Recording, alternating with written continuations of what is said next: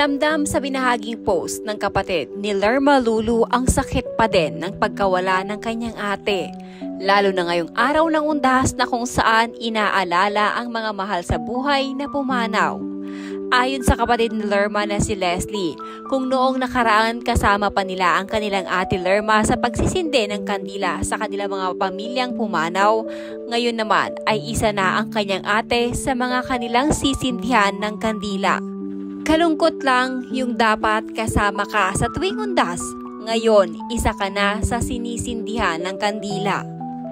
May binahagi din si Leslie na quote card na kung saan nakasaad na unahin umano muna ang pamilya na tulungan bago ibang tao. Dahil anya ang ibang tao umano ay kakilala ka lamang kapag may nakukuha sila sa'yo.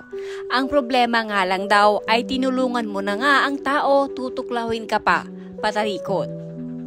Unahin mong tulungan ang pamilya mo bago ang ibang tao dahil ang ibang tao kilala ka lang pag may pakinabang silang nakukuha sa'yo.